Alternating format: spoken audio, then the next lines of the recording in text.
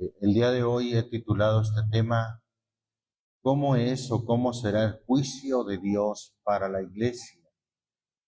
El día de ayer vimos cómo será el juicio de Dios para los que mueren sin arrepentirse, los que mueren sin Cristo.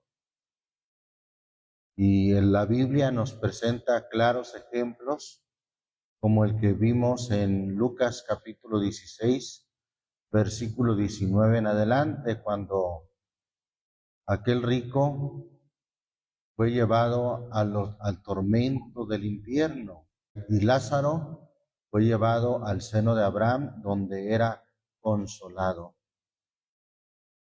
Y aunque hay algunas doctrinas que insisten que eso es una parábola, sin embargo, hemos dicho que las parábolas no mencionan los nombres de los personajes.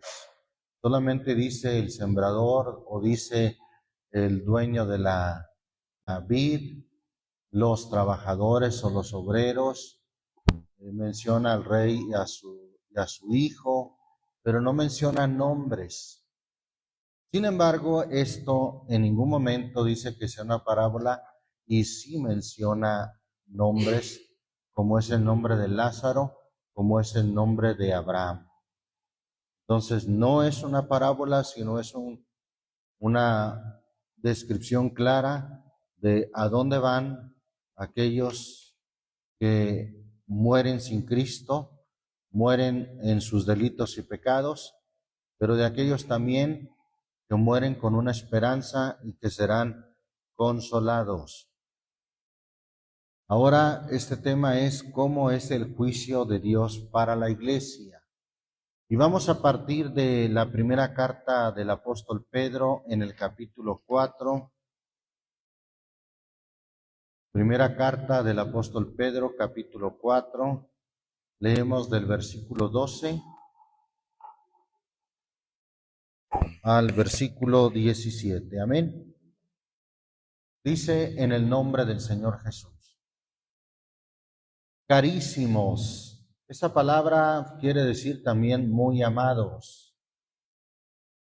No os maravilléis cuando sois examinados por fuego, lo cual se hace ¿para qué? Para vuestra prueba, como si alguna cosa peregrina os aconteciese. Antes bien gozaos en que sois participantes de las aflicciones de Cristo, para que también en la revelación de su gloria os gocéis en triunfo. Si sois vituperados en el nombre de Cristo, sois bienaventurados, porque la gloria y el Espíritu de Dios reposan sobre vosotros. ¿Cierto? Según ellos, Él es blasfemado, mas según vosotros es glorificado. Así que ninguno de vosotros padezca como homicida o ladrón o malhechor o por meterse en negocios ajenos. Pero si alguno padece como cristiano, no se avergüence, antes glorifique a Dios en esta parte. Porque es tiempo de que el juicio comience de la casa de Dios. Y si primero comienza por nosotros, ¿qué será el fin de aquellos que no obedecen al Evangelio de Dios?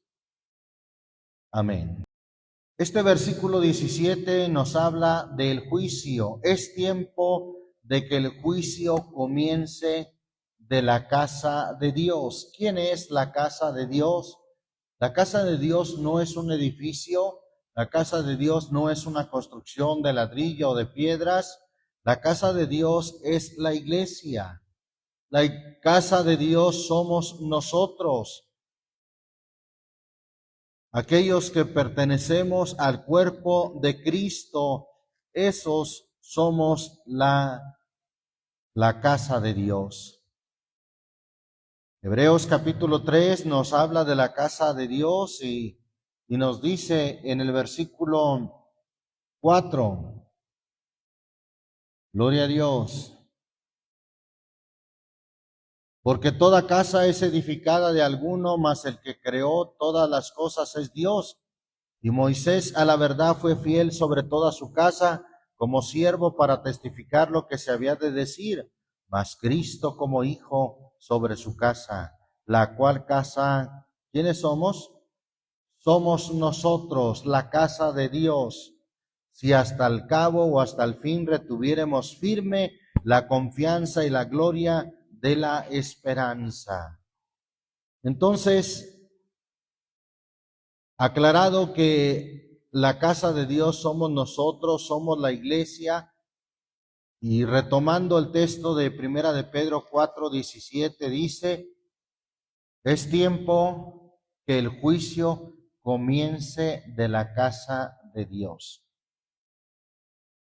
Bien, el juicio comienza por la casa. Es decir, que Dios hace juicio a su iglesia,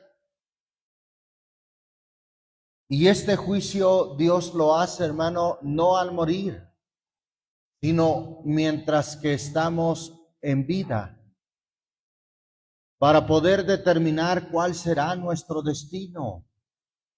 Primera carta a los Corintios, capítulo 11. Primera carta a los Corintios, capítulo 11.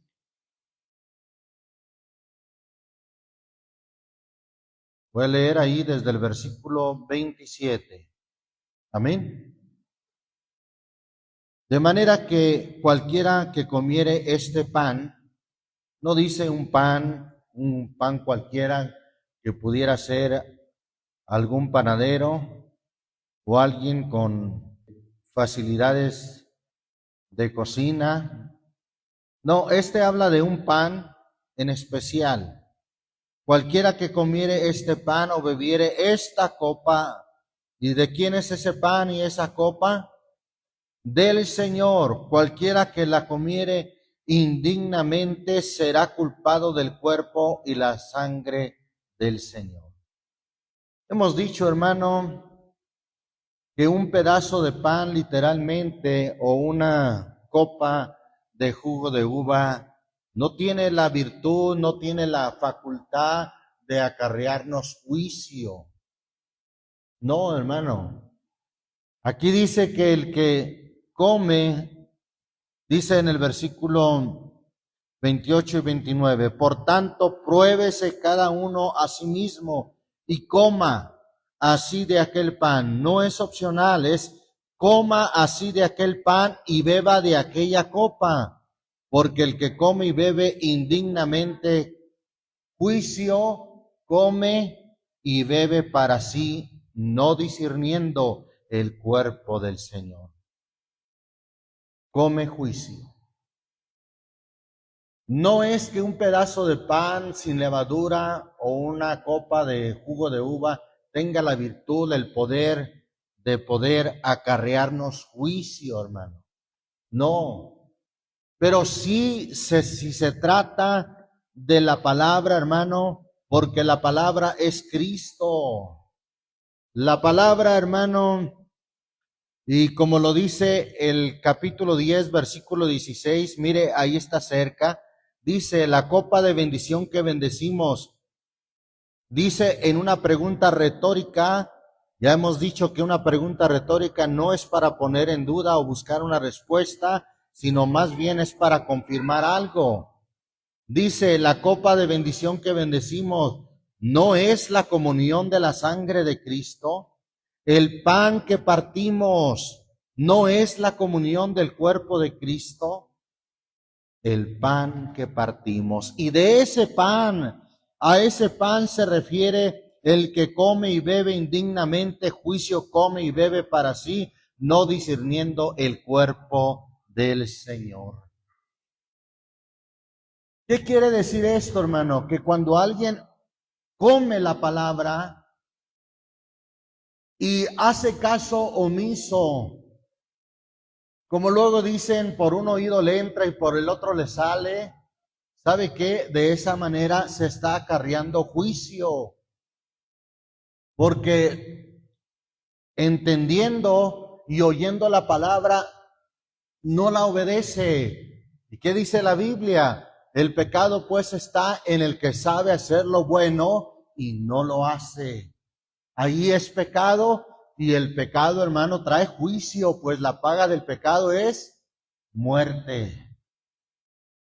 Entonces, qué peligroso, hermano, oír la palabra de Dios y no tomarla en cuenta, no respetarla, a sabiendas de que es la verdad, a sabiendas de que Dios nos está hablando, simplemente decidimos no hacer caso. Simplemente decidimos omitir o pasar por alto la palabra, el mandamiento, y esa situación de comer indignamente nos acarreará juicio. Por esa situación de comer indignamente, dice el versículo 30, por lo cual hay muchos enfermos, no enfermos físicos, no enfermos de fiebre o de gripe, no, sino de enfermos espirituales. La Biblia habla de los enfermos espirituales, hermano. Ya hemos visto ese tema. Entonces, de esos enfermos se trata, y muchos también debilitados, muchos débiles entre vosotros, y muchos duermen. Estos que están enfermos, débiles, y otros que duermen, es en el sentido netamente espiritual. ¿Por qué? Porque no comen, no digieren el alimento espiritual, no digieren la palabra y se enferman. En lugar de digerir la palabra, digieren murmuraciones, digieren críticas al pastor o al ministro, digieren y comen otras cosas que van en contra de Dios y en contra de su palabra, y eso los enferma, hermano. En lugar de comer la palabra, mire, comen por el oído lo que traen por ahí murmurando o en chisme. Eso es lo que comen y eso los enferma. ¿Por qué no viene el hermano o la hermana al culto? No, pues está enfermo. Pero no se trata de que esté enfermo de gripa o de una enfermedad física, se trata de que está enfermo espiritualmente. Y eso es lo peor, hermano, cuando alguien se enferma espiritualmente. Aquel que se enferma espiritualmente ya no quiere recibir ni el consejo. Entra amargura a su vida, a su corazón, y llega a decir, no voy porque todos son unos hipócritas. No se da cuenta que él está siendo uno de ellos. Y si así fuera, este lugar es para que los hipócritas dejen de ser hipócritas. Si así fuera, este lugar es para que los falsos dejen la falsedad. Alabamos al Señor Jesucristo. Entonces, eso, hermano, de comer indignamente el pan, la palabra de Dios, trae como consecuencia enfermedades espirituales y muchos débiles. Están tan débiles espiritualmente que no tienen fuerzas para salir a evangelizar, no tienen fuerzas ni para ayunar, y me refiero a débiles espiritualmente. No tienen fuerzas para orar porque están muy débiles espiritualmente. Llegan a decir, ¿para qué oro si oro y de todos modos no sucede nada? Débiles. Y otros duermen. Y los que duermen le hacen compañía a los que están muertos en delitos y pecados. Recuerda lo que dice Efesios capítulo 5, despiértate tú que duermes y levántate de entre los muertos y te alumbrará Cristo. Porque el que duerme espiritualmente está tan dormido espiritualmente que predicamos la palabra y mire, dormido. Y no digo físicamente, espiritualmente está dormido. Espiritualmente está con un sueño que ya no oye. ¿Verdad que alguien que está bien dormido no oye? Y algunos tienen el sueño tan pesado que les remueven la cama, los remueven a ellos y siguen dormidos. Así en lo espiritual, algunos tienen el sueño tan pesado espiritualmente que les remueve alguna prueba, algún accidente que llegan a tener, una situación que es para que despertaran, pero están tan dormidos profundamente que siguen dormidos. Alabamos al Señor Jesucristo. ¿Qué hacer entre hermanos que están enfermos, que están debilitados y que otros duermen? Precisamente es ahí donde viene el juicio de Dios que comienza por la casa, por la iglesia. Versículo 31 dice que si nos examinásemos a nosotros mismos, cierto no seríamos juzgados. Versículo 32. Bueno, antes de pasar al 32, hermano, qué importante para poder ser sanos de una enfermedad espiritual, es importante que nos examinemos, no al hermano, no al ministro, no al pastor, no al vecino, sino hay que examinarnos a nosotros mismos. ¿Cómo andamos? ¿Cómo vivimos? ¿Cómo hablamos? Eso es lo que hay que examinarnos a nosotros mismos.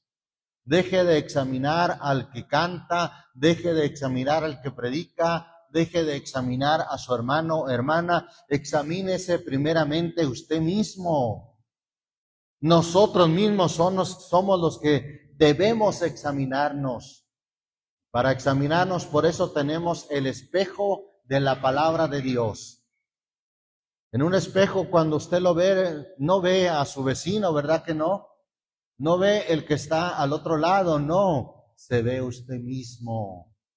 Y así es la palabra de Dios, como un espejo para poder ver nuestros defectos que necesitamos enmendar, que necesitamos corregir y no olvidarnos de esos defectos, no olvidarnos de lo que hemos visto o de lo que nos hemos visto en el espejo. Que si nos examinásemos a nosotros mismos, cierto, no seríamos juzgados. Pero si somos juzgados, mire lo que dice el versículo 32. Mas siendo juzgados. ¿Qué pasa cuando somos juzgados? ¿Somos qué? Castigados del Señor. Recuerda que en la enseñanza anterior vimos que muchas veces juicio equivale a castigo. Bueno, pues aquí no es la excepción. Si somos juzgados, es porque somos castigados del Señor. Si el Señor lo está castigando, siéntase bienaventurado. Es porque el Señor lo ama y quiere que se corrija.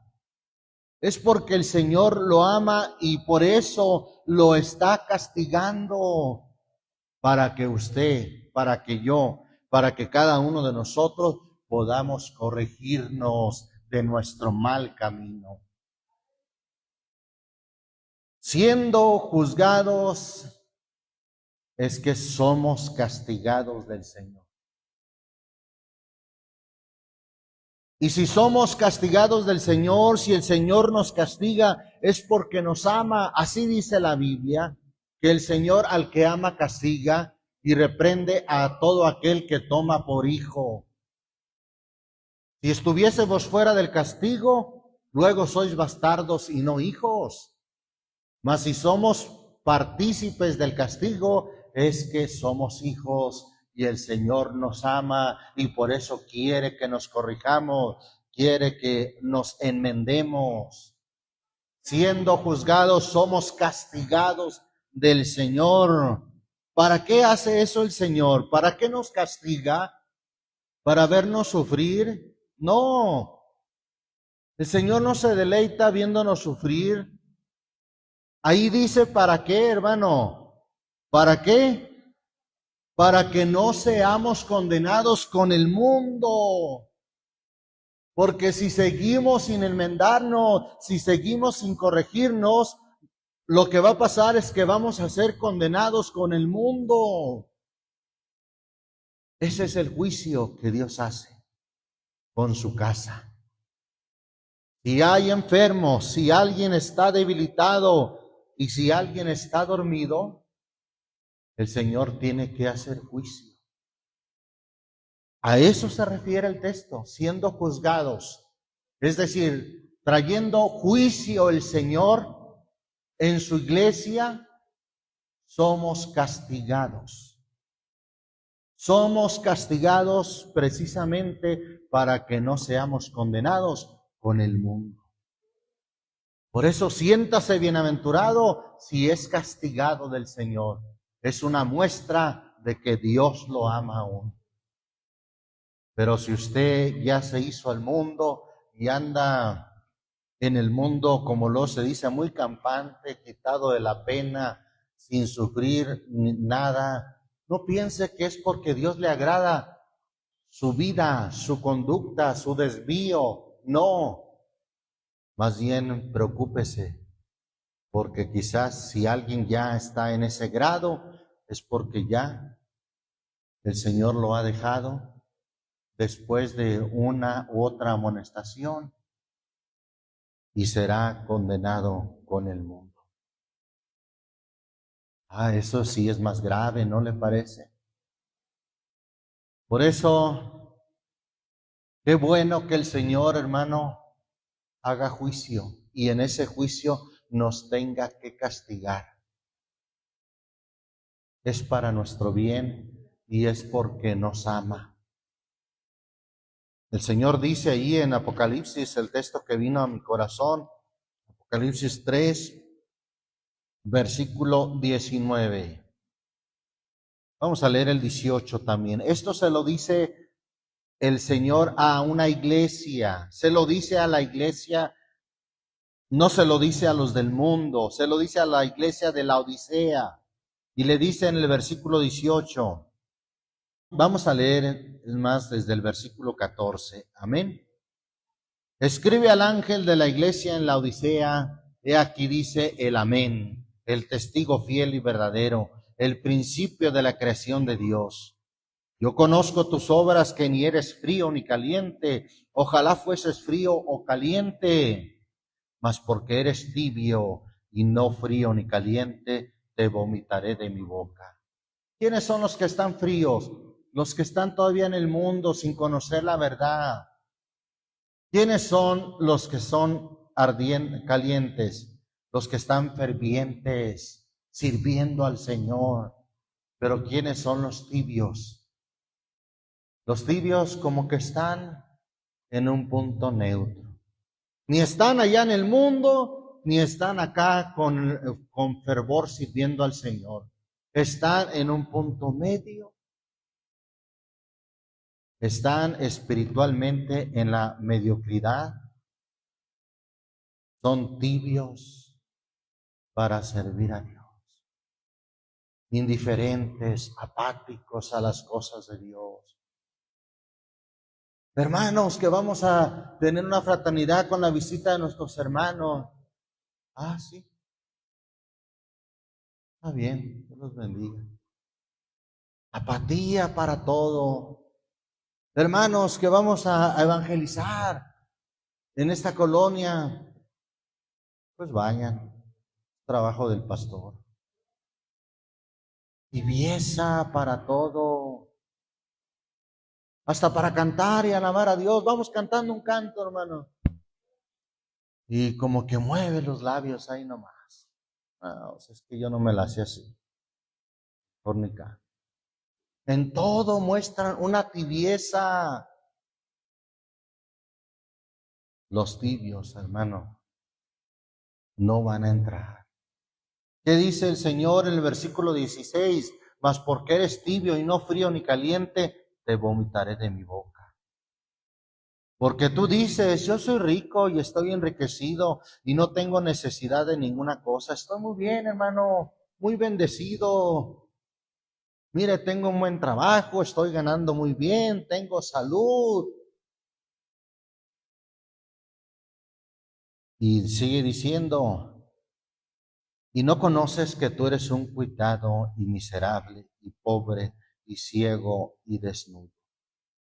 Yo te amonesto que de mí compres oro afinado en fuego para que seas hecho rico, rico espiritualmente, rico en Dios, y seas vestido de vestiduras blancas para que no se descubra la vergüenza de tu desnudez, y unge tus ojos con colirio, los ojos espirituales. ¿Para qué?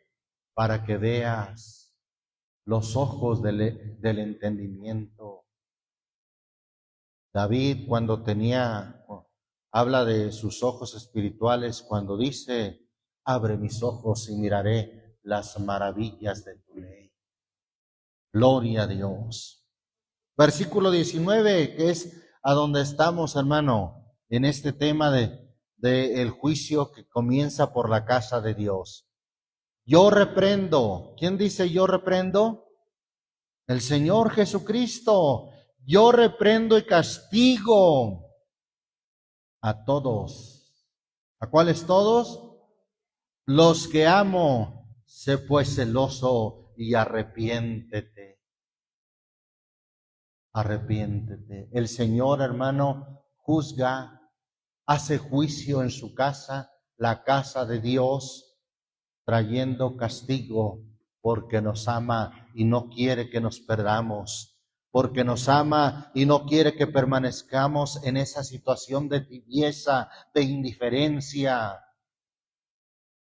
Y el Señor hace este llamado, que por cierto, hermano, este llamado normalmente se lo aplicamos al oyente, a la gente de afuera, pero no, este llamado lo está haciendo el Señor a su iglesia y le dice, he aquí yo estoy a la puerta y llamo. En cada predicación el Señor nos está llamando. Si alguno oyere mi voz, ¿cuántos la están oyendo, hermano?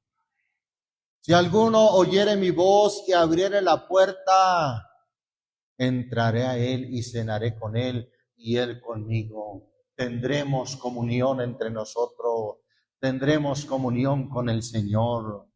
Qué maravilloso es tener la comunión con el Señor y no con la gente del mundo, no con la familia que aún vive en el mundo, sino tener la comunión con el Señor Jesucristo.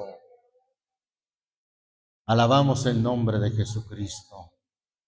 Primera de Pedro, capítulo 1.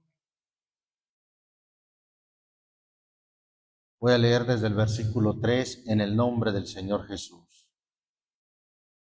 Bendito el Dios y Padre de nuestro Señor Jesucristo, que según su grande misericordia nos ha regenerado en esperanza viva por la resurrección de Jesucristo de los muertos, para una herencia incorruptible que no puede contaminarse ni marchitarse, reservada en los cielos, para nosotros que somos guardados en la virtud de Dios por fe, para alcanzar la salvación que está aparejada para ser manifestada en los postrimeros o en el postrimero tiempo, en lo cual vosotros os alegráis, estando al presente un poco de tiempo afligidos en diversas pruebas, si es necesario, para que la prueba ¿de qué, hermano? De vuestra fe, mucho más preciosa que el oro, el cual perece, bien que sea probado con fuego, sea hallada en alabanza, gloria y honra cuando Jesucristo fuere manifestado, al cual, no habiendo visto, le amáis, en el cual creyendo, aunque al presente no lo veáis, os alegráis con gozo inefable y glorificado, obteniendo el fin de vuestra fe, ¿cuál es el fin o el propósito de nuestra fe? La salvación de vuestras almas. Pero tenemos que pasar, hermano, por la prueba de vuestra fe, y que no seamos reprobados, sino que sea hallada en alabanza, gloria y honra. La prueba de vuestra fe. Entonces, en esa prueba, el Señor muchas veces nos tiene que castigar nos tiene que, si vivimos una vida muy cómoda, nos tiene que pasar por situaciones adversas, por situaciones de prueba, para ver si salimos aprobados. Porque Él, de esa manera, hermano, hace el juicio en su casa. Hasta un dicho de la gente lo dice: el buen juez por su casa empieza. ¿Lo ha oído? Pues Dios es un buen juez y el juicio de Dios comienza por su casa. Alabamos el nombre de Jesucristo. Santiago capítulo 1, Santiago capítulo 1, leemos ahí lo que dice el versículo 3 y 4. Sabiendo que la prueba de vuestra fe obra paciencia. ¿Y para qué es la paciencia? Recuerda que el Señor dijo: en vuestra paciencia ganaréis vuestras almas. Si no, se perdería. Lo contrario de ganar el alma es perder el alma. La prueba de vuestra fe obra paciencia. Mas tenga la paciencia perfecta su obra, para que seáis perfectos y cabales sin faltar en alguna cosa. El Señor no quiere, hermano, que estemos faltando en alguna cosa. Si alguien dice: mire, yo no tengo esto, pero por otra parte soy muy generoso. Si se trata de dar, yo soy el primero. Sí, cierto, hermano. Él nos quiere completos y cabales.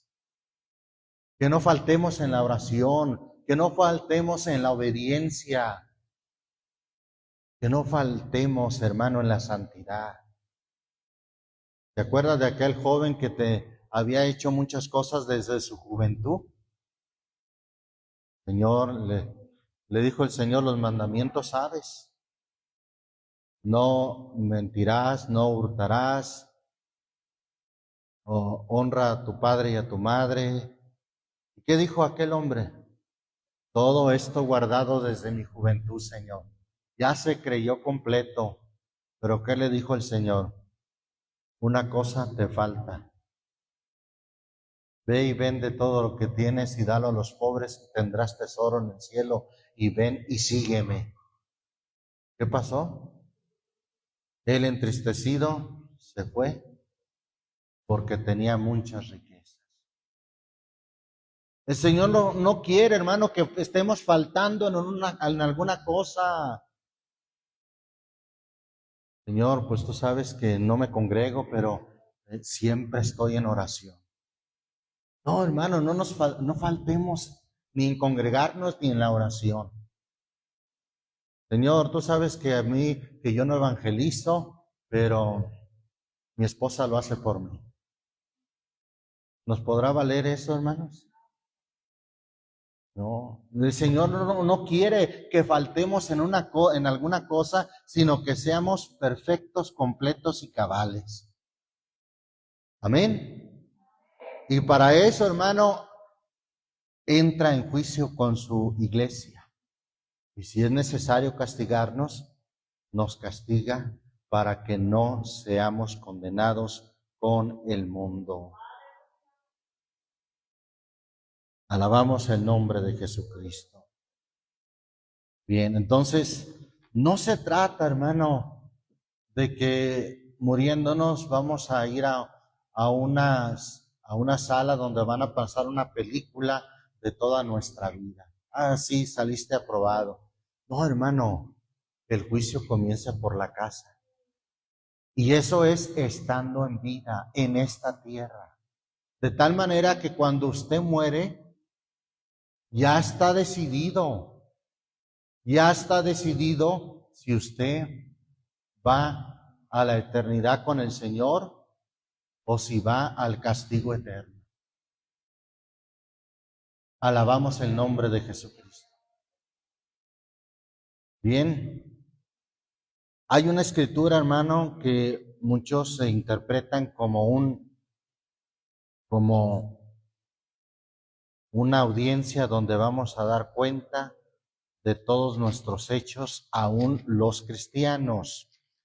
Pero creo que esa escritura hay que analizarla, escudriñarla conforme a la palabra. Mire, segunda a los Corintios capítulo 5 habla del tribunal de Cristo. Gloria a Dios. Segunda a los Corintios 5, ¿lo tenemos? Vamos a leer ahí desde el versículo 6. Así que vivimos confiados siempre y sabiendo que entre tanto que estamos en el cuerpo, peregrinamos ausentes del Señor. Porque por fe andamos, no por vista. Habla de hermanos, de cristianos que andan y viven por fe. Amén. Más confiamos y más quisiéramos partir del cuerpo y estar presentes al Señor. ¿A dónde van los cristianos, los que vivieron en Cristo? Los que como Pablo, su vivir es Cristo y el morir es ganancia, van a estar o van a la presencia del Señor indudablemente. ¿Sí? El cuerpo se queda en la tumba hasta una resurrección, pero el alma, esa no muere, esa va a la presencia del Señor. Versículo 9, por tanto procuramos también, o ausentes o presentes, serle agradables. 10, porque es menester que todos nosotros parezcamos o comparezcamos ante el tribunal ¿de quién? De Cristo. Note lo que dice de este tribunal. No dice para que cada uno dé cuenta. ¿O alguna Biblia dice así? No, dice para que cada uno reciba. Este tribunal no es para dar cuenta de cosas malas y cosas buenas, no. Este tribunal es para recibir, según lo que hubiere hecho cada uno por medio del cuerpo, ora sea bueno o malo. ¿Sabe que esa palabra bueno o malo en inglés también es good o bad? Y le voy a decir cuál es la definición. Creo que hasta en inglés está más clara, que es lo mismo. Bueno se interpreta como ser deseado o aprobado. Y bad o malo, su definición es la siguiente: de mala calidad o de bajo nivel. Aquí se trata no de lo que hayamos hecho malo, sino del trabajo que hayamos hecho, ya sea de una buena calidad o de una mala calidad, ya sea de un bajo nivel o de un nivel alto. El trabajo que hayamos hecho en el Señor. Y ese tribunal, hermano, no es para condenación, no. Ese tribunal es para recompensar a cada uno según fuere su obra. ¿Sí? Independientemente de la salvación, la Biblia habla de una recompensa, de un galardón. Si usted ve cómo se define en el diccionario galardón, quiere decir premio que se recibe por méritos y servicios. Y la Biblia habla de eso.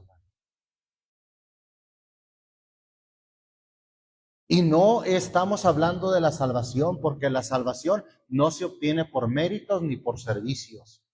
¿Sí estamos claros en eso? La Biblia dice en Efesios 2:8, no es por obras, hablando de la salvación. No es por obras, ni por servicio, ni por mérito, para que nadie se gloríe. La salvación no se adquiere por servicio ni por mérito. Esa es por gracia. Por gracia sois salvos. Pero el galardón, la recompensa que el Señor dará, esa sí se adquiere por méritos y servicios al Señor. Y vamos a ver esto, hermano, que la Biblia habla de esto. Mateo capítulo 5. Mateo 5, versículo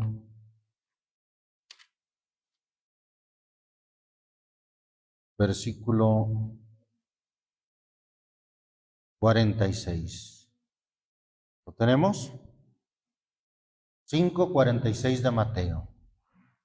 Porque si amareis a los que os aman, ¿qué recompensa tendréis? Ahí no hay recompensa. ¿No hacen también lo mismo los publicanos?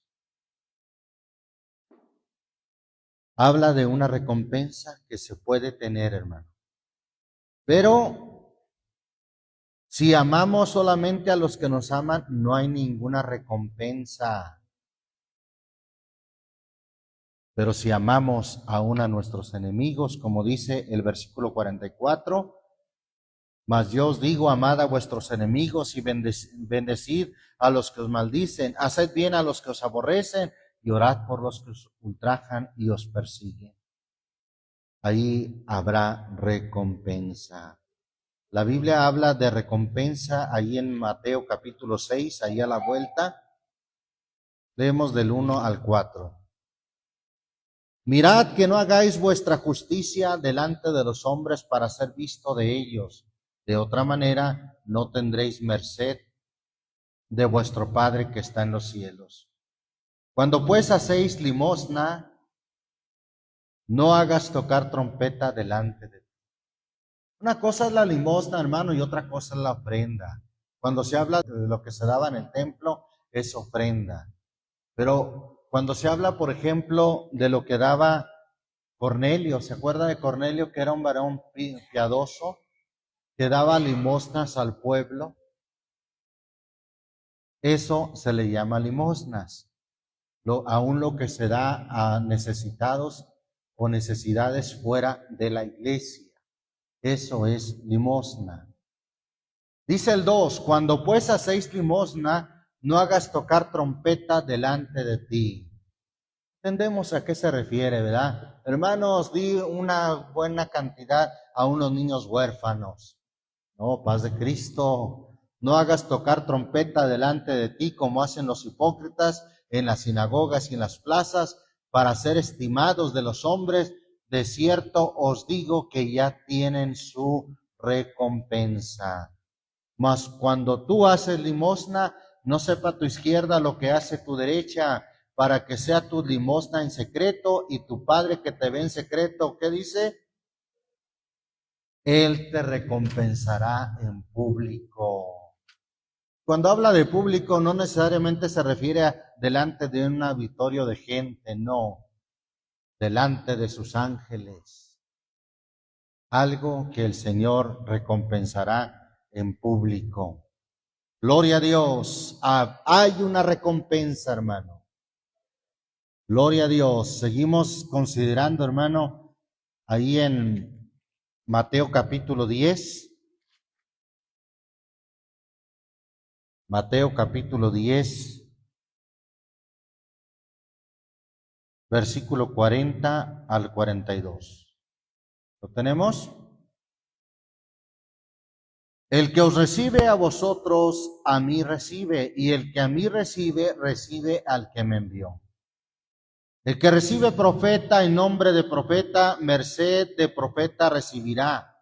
Y el que recibe justo en nombre de justo, merced de justo recibirá. Versículo 42.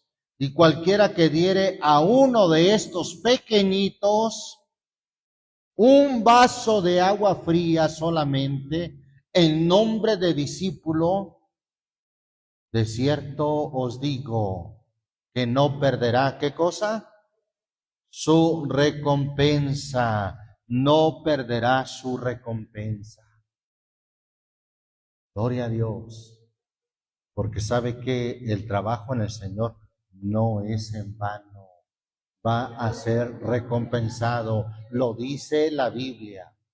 Estamos hablando no de la salvación, repito, la salvación es por gracia. Esa sí no la podemos alcanzar ni por méritos ni por servicio. esa el Señor nos la da por gracia. Pero hablamos de una recompensa. Dice aquí, cualquiera que diere tan solamente, hermano, un vaso de agua fría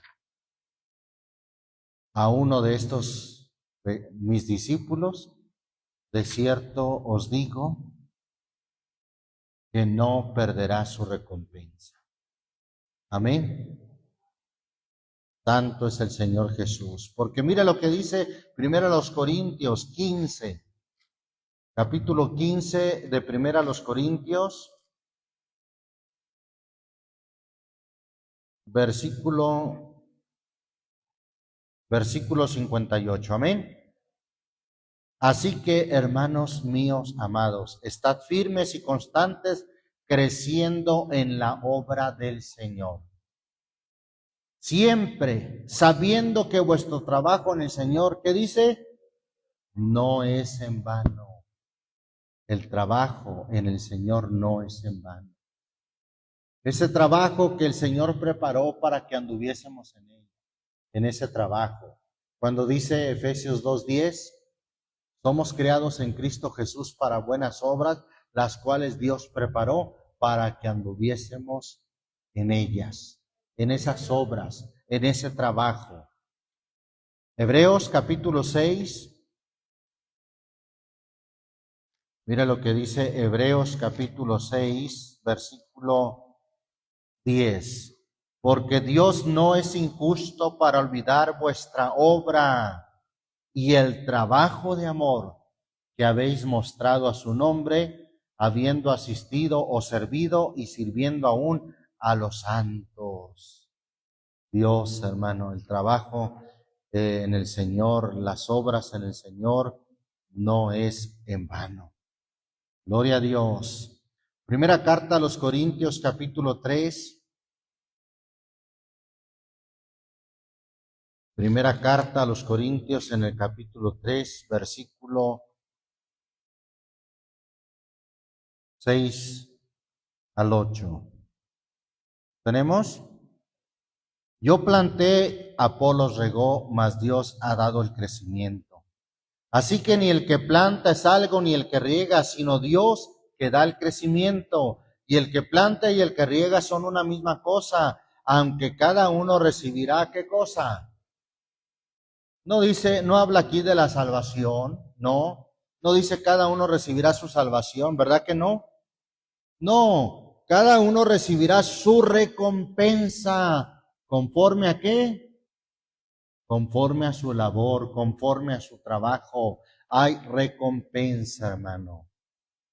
Por eso el tribunal de Cristo es para recibir, según lo que hemos hecho, ya sea un trabajo de mala o de buena calidad, o un trabajo de bajo nivel o de un alto nivel. Mire lo que dice este mismo capítulo, pero en el versículo 14. Si permaneciere la obra de alguno que sobreedificó, recibirá, ¿qué cosa? Recompensa. El Señor dará recompensa. Gloria a Dios. Hebreos capítulo 11. Vamos a la carta a los Hebreos capítulo 11.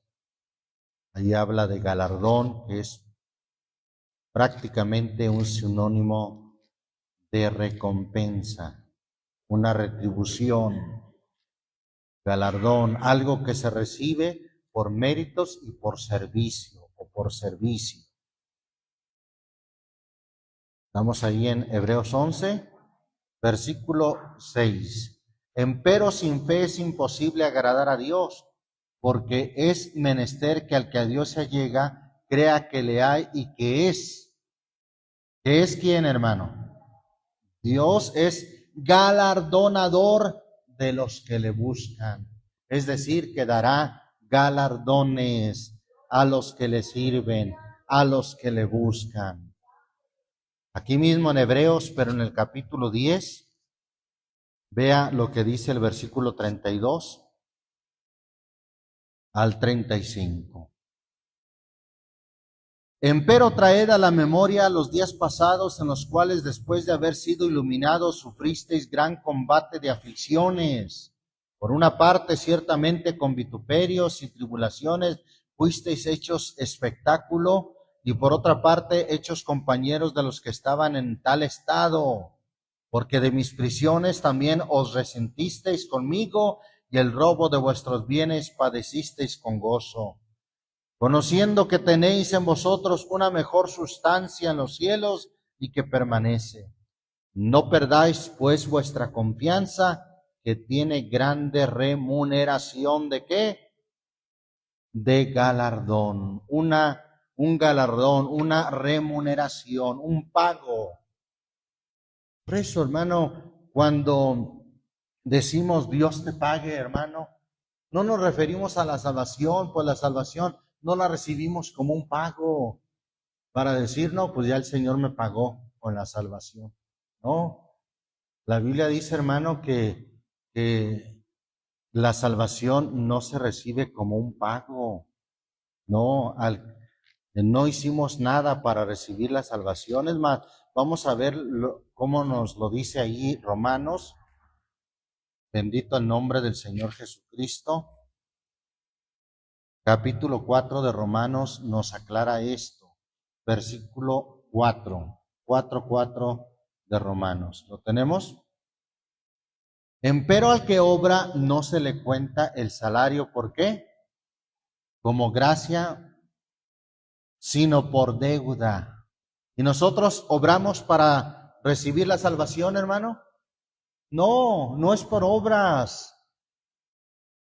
Versículo 5, mas el que no obra, pero cree en aquel que justifica al impío, la fe le es contada por justicia. Amén. Solamente cuando se habla de pago es porque se obró, se trabajó, y por eso es que la salvación no la recibimos como un pago. Sin embargo, el Señor sí pagará a cada uno conforme a su labor. Apocalipsis 11. Vamos a Apocalipsis 11. Mire lo que dice ahí la Escritura acerca del galardón. Galardón que se recibe no en un juicio para ser o no condenados, no, sino en un juicio para ser galardoneados o galardonados. Estamos ahí en Apocalipsis 11, versículo 17 y 18. Diciendo, te damos gracias, Señor Dios Todopoderoso, que eres y que eras y que has de venir, porque has tomado tu grande potencia y has reinado. Y se han airado las naciones y tu ira es venida, y el tiempo de los muertos para que sean juzgados. Y en ese juicio, ¿qué dice que va a pasar? Y para que les des el galardón. ¿A quién?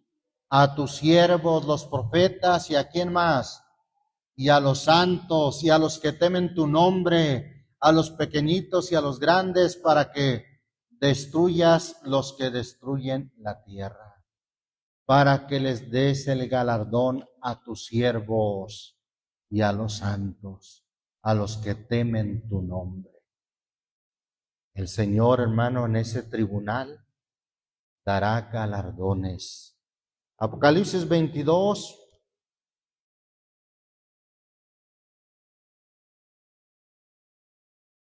Gloria al Señor Jesucristo. Dice el Señor en el versículo 12, he aquí yo vengo presto o pronto, y mi galardón conmigo. ¿Para qué, hermano?